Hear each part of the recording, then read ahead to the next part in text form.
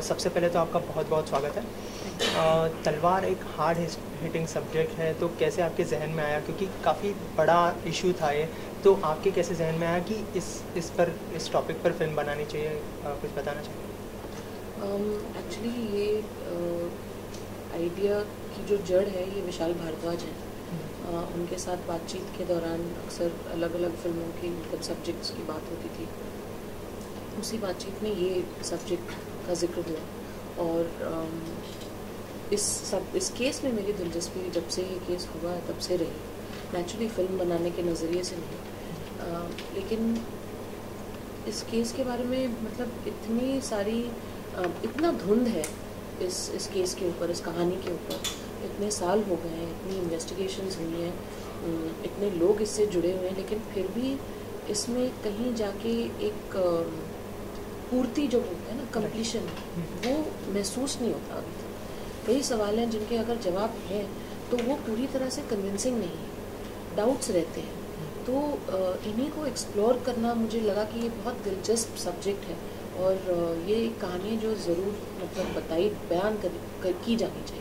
जब फिल्म का नाम जो है मतलब तलवार रखा गया है, जो कि उनकी फैमिली का सरनेम भी तलवार था, तो उनसे कुछ रिलेटेड है इसको लेकर? वेल, ये कहानी उस केस के ऊपर है तो नेचुरली रिलेशन तो है, लेकिन ये जो फिल्म का टाइटल है जो तलवार है, ये सरनेम नहीं है, ये सोर्ड है।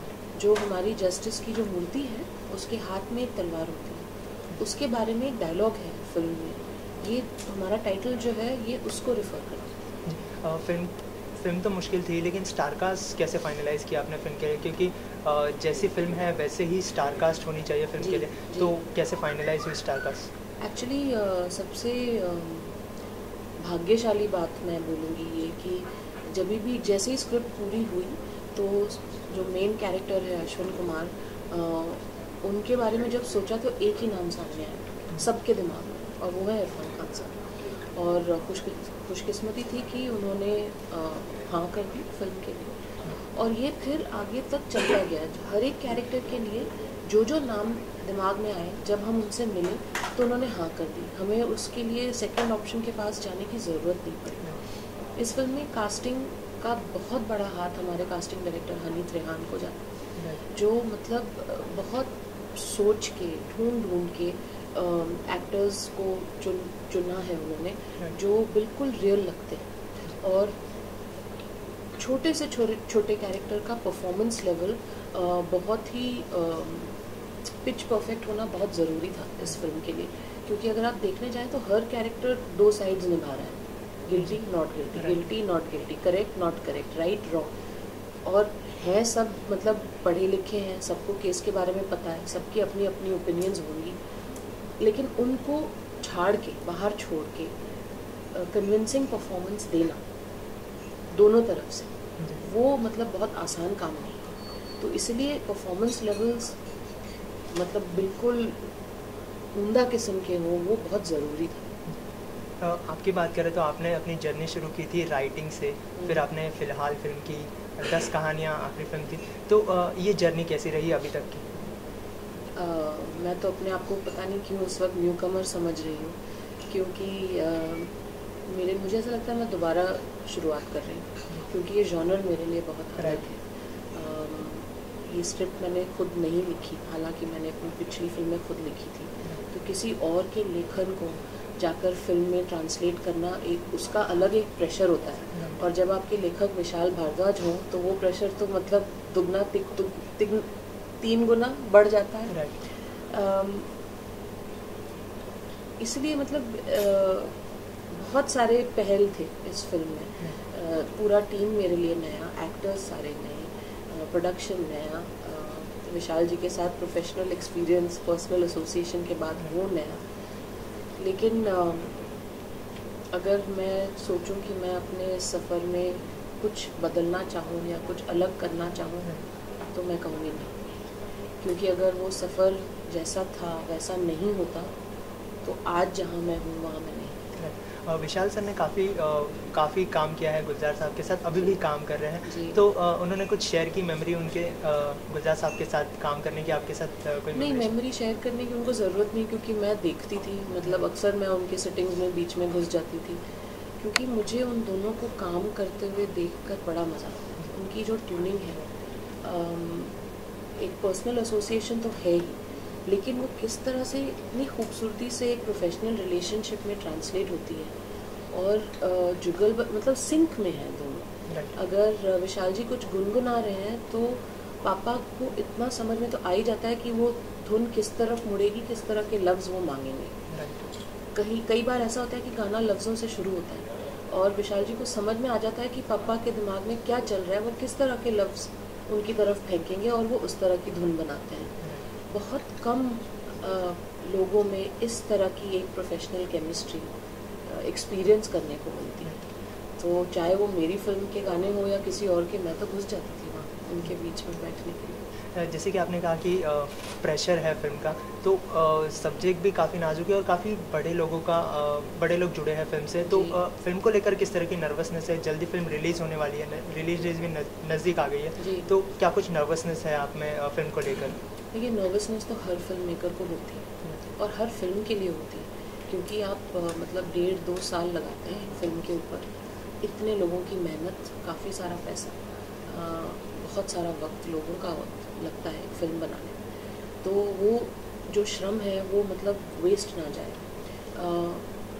वो एक जिम्मेदारी रहती है। तो उम्मीद तो यही रहती है कि फिल्म मतलब अच्छे से सराही जाए ऑडियंस से। इस फिल्म की जिम्मेदारी अलग है क्योंकि एक रियल लाइफ स्टोरी है, ये बायोपिक नहीं है, इसमें शामिल लोग अभी भी जिंदा हैं।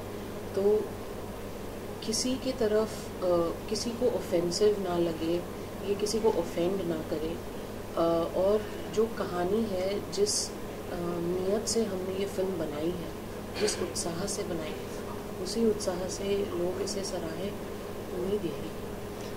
तो फिल्म की यूएसपी क्या होगी? ऑडियंस को क्यों फिल्म देखनी चाहिए? मुझे नहीं लगता कि एक इन्वेस्टिगेटिव प्रोसीजर पे हमारे यहाँ इससे पहले फिल्म बनी है और इतने रियल स्पेस में, और जो इसका ट्रीटमेंट है, जो विशाल जी ने रोशमन की तरह लिखा है कि एक ही इवेंट को हम 2 अलग पहलुओं से दिखा रहे हैं, उस तरह का ट्रीटमेंट भी आई डोंट थिंक हमारी फिल्मों में पहले देखा गया है। उसके अलावा आपके इस फिल्म में इरफान खान है, कोंकणा सेन है, विशाल जी जुड़े हुए हैं, गुलजार साहब हैं, और ये इतने बड़े एक हत्याकांड पर आधारित है। अगर ये सब चीज़ें काफ़ी नहीं हैं यूएसपी के लिए, तो मुझे पता नहीं फिर what makes a film special. आखिर में आपसे जानना चाहूँगा, गुलजार साहब ने एक इंटरव्यू में कहा था कि ये फिल्म काफ़ी प्रेस्टिजियस है, तो इस कॉम्प्लीमेंट को आप कैसे लेते हैं? मैं आई एम वेरी ग्रेटफुल कि वो ऐसा सोचते हैं। हालांकि मैं ये भी जानती हूँ कि उनसे मेरी बुराई कभी भी होगी नहीं, मुमकिन है ही नहीं, या मेरे काम के ऊपर क्रिटिसिज्म। लेकिन मैं इतना जानती हूँ कि अगर वो अच्छा कहेंगे तो वो सच्चाई से ही कहेंगे। वो मतलब झूठ मूठ के लिए वो उस तरह के शख्स है नहीं कि झूठा कुछ कहेंगे पब्लिसिटी के लिए। It makes me very proud. Thank you so much and all the best. Thank you. Irfan से सबसे पहले बहुत बहुत स्वागत है आपका। सबसे पहले तो आपके पास ये किरदार किस तरह से आया? मैं कहीं शूट कर रहा था, विशाल साहब ने मुझे स्क्रिप्ट भेजी, उनका पढ़ के मुझे बताओ आपको क्या लगता है, स्क्रिप्ट कैसी लगती है। मैंने पढ़ा तो मेरे लिए बहुत शॉकिंग थी, क्योंकि इस केस के बारे में जितना भी पब्लिक डोमेन में था, जितना हमें पता था, उसकी बहुत सारी चीज़ें जो है हमें छुपी हुई थी, पता नहीं थी। तो वो जो चीज़ें पता नहीं थी, उसमें सडनली जो है परसेप्शन कुछ और ही कर दी, और बहुत ही शॉकिंग रिवलेशन थी उसमें। तो मैंने बताया उनको, मुझे बहुत अच्छी लगी। देन फिर जैसे बातचीत शुरू हुई, करना है रियल इंसिडेंट पर बेस्ड है फिल्म, तो आपके किरदार को लेकर आपने प्रिपरेशन कैसे स्टार्ट की? और मिले जिनका किरदार मैं कर रहा हूँ, उनसे मिला मैं, और काम करने का तरीका क्या होता है, उनके डिपार्टमेंट किस तरह से डील करते हैं।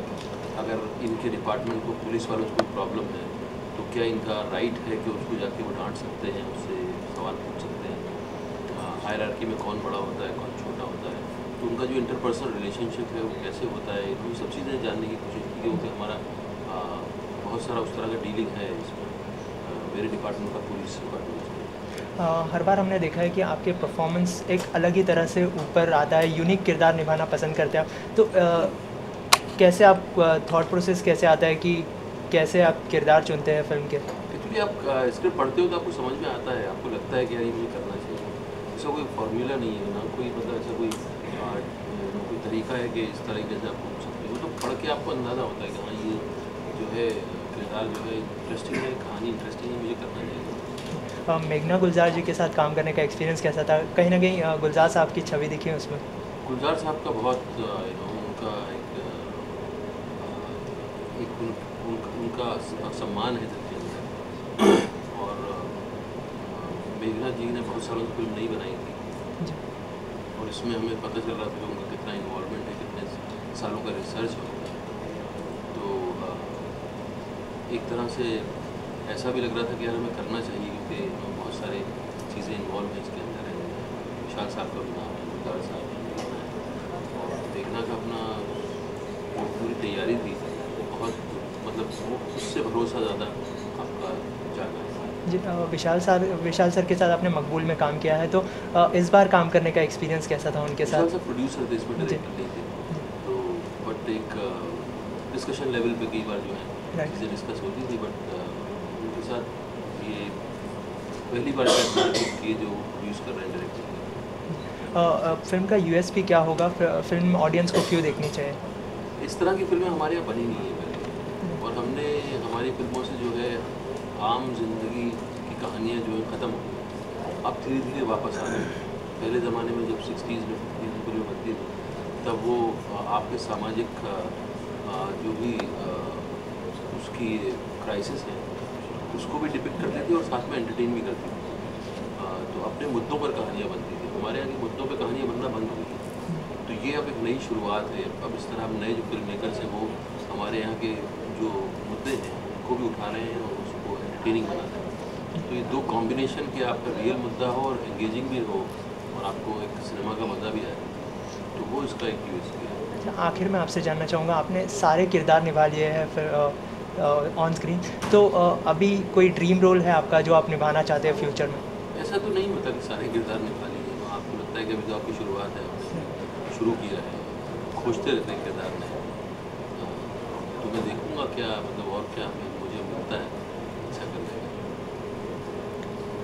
Thank you so much and all the best.